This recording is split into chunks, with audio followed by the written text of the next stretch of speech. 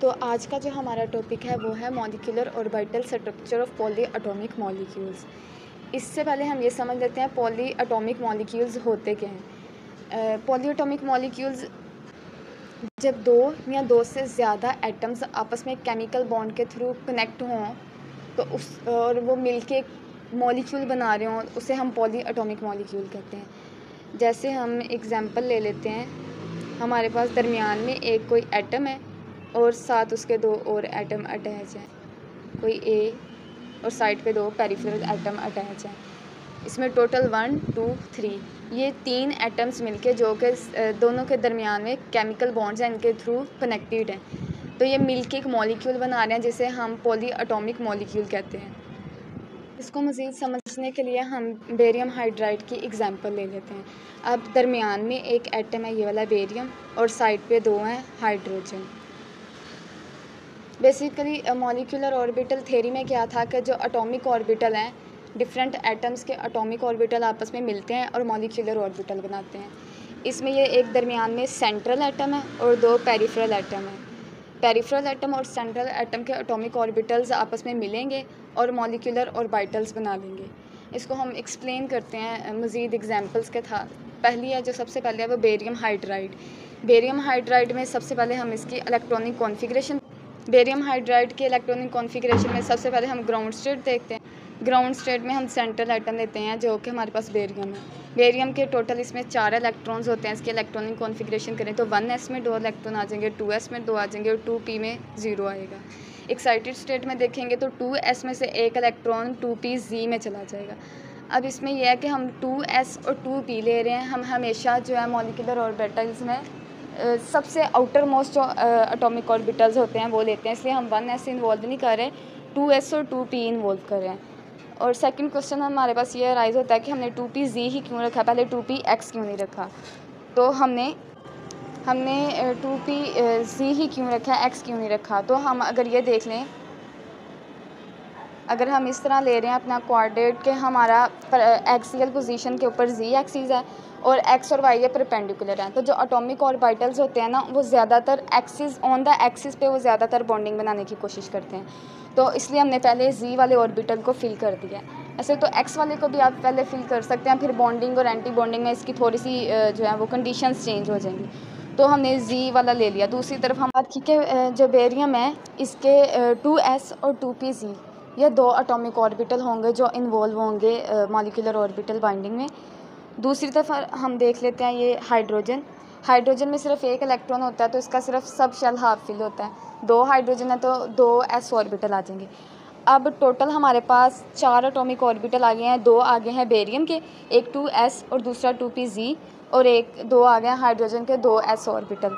Mean bonding में ये 4 हिस्सा लेंगे, 2px और 2py ये किसी भी तरह की बॉन्डिंग में हिस्सा नहीं लेंगे, ये नॉन बॉन्डिंग ऑर्बिटल उनमें आ जाएंगे। उसके बाद इनकी हाइब्रिडाइजेशन देख ली जाए तो बेरियम में हमने देखा था कि s से एक ऑर्बिटल z में गया था, तो एक s और एक p मिलके sp हाइब्रिडाइजेशन इनमें होती है। स्ट्रक्चर की बात कर ली जाए तो इनमें दरमियान में बेरियम है और साइड पे 2 हाइड्रोजन अटैच है, तो ये देखने से ही समझ आ रही है कि ये लीनियर स्ट्रक्चर है और लीनियर स्ट्रक्चर में हमेशा 180 का एंगल बनता है। अब इसका MOS डायग्राम देख लेते हैं, उसके बाद उससे हम पता लगा सकते हैं ये डायमैग्नेटिक इन नेचर है या पैरामैग्नेटिक इन नेचर है। तो इस डायग्राम में हम पहले एक लाइन ड्रॉ करेंगे जिसमें ये बताया जा रहा है कि ऊपर की तरफ जो है वो एनर्जी इंक्रीज़ हो रही है, जो जितना नीचे कोई भी ऑर्बिटल बनेगा वो उतना ही ज़्यादा स्टेबल और उनकी एनर्जी कम होगी। जो जैसे जैसे ये अनस्टेबल होते जाएंगे इनकी एनर्जी ज़्यादा होती जाएगी।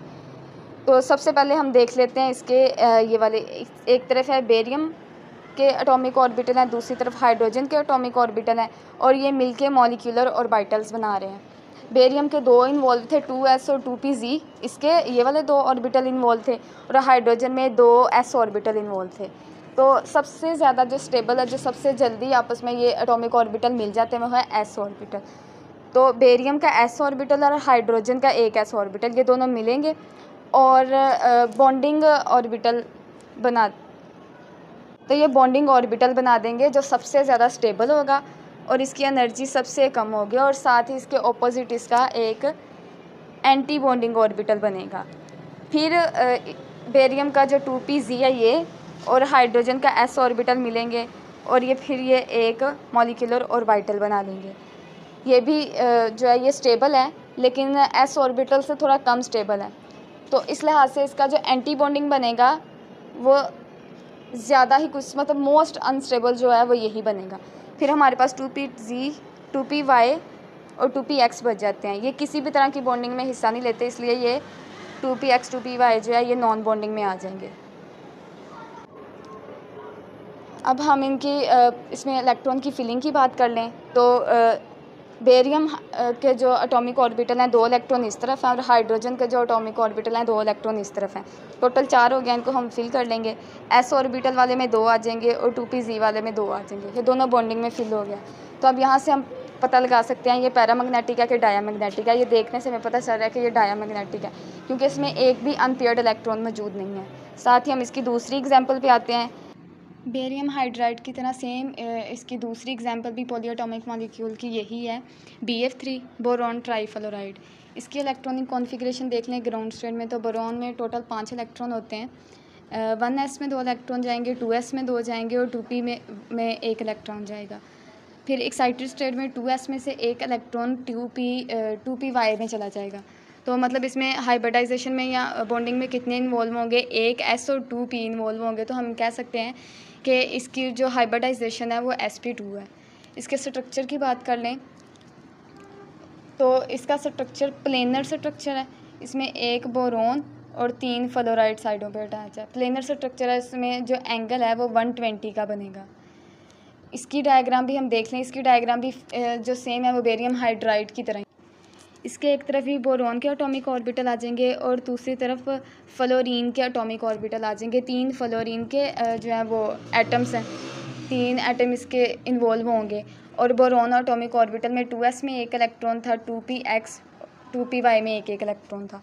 अब हम इसकी बॉन्डिंग और एंटी बॉन्डिंग में देखें। जो इस पोर्शन में आएंगे वो बॉन्डिंग एटॉमिक ऑर्बिटल होंगे, जो ऊपर वाले पोर्शन में आएंगे हायर एनर्जी वाले में वो एंटी बॉन्डिंग होंगे, और जो किसी भी तरह की बॉन्डिंग में हिस्सा नहीं ले रहे मिड में बिल्कुल सामने आ जाएंगे वो नॉन बॉन्डिंग ऑर्बिटल होंगे। तो हम सबसे पहले देख लेते हैं जो बोरॉन के एटॉमिक ऑर्बिटल है, इसका एक s ऑर्बिटल और एक फ्लोरीन का, ये मिलके सिग्मा g बॉन्डिंग ऑर्बिटल में सबसे पहला ये ऑर्बिटल बनाएंगे।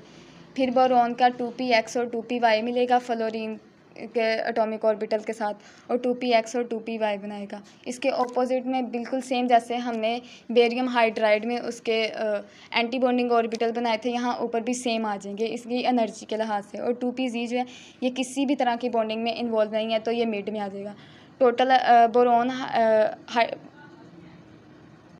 सेम इसी तरह बोरॉन ट्राईफ्लोराइड में 3 इलेक्ट्रॉन्स हैं और इधर फ्लोरीन के 3 एटम्स हैं। टोटल ये 6 इलेक्ट्रॉन हो जाएंगे। इनको नीचे से पेयर करना स्टार्ट करेंगे बाइंडिंग एनर्जी से और ऊपर तक जाएंगे। 2 सिग्मा जी में आ जाएंगे, दो सिग्मा यू में आ जाएंगे। 2 4 6 टोटल 6 इलेक्ट्रॉन पूरे हो गए हैं। और अब इसमें भी किसी भी तरह का अनपेयर इलेक्ट्रॉन मौजूद नहीं है, तो इसको हम कह सकते हैं कि डायाटॉमिक की नेचर है। इसी तरह बेरियम ट्राईफ्लोराइड की तरह barium trichloride, barium try iodide, उनके स्ट्रक्चर भी सेम इसी तरह ही बनेंगे।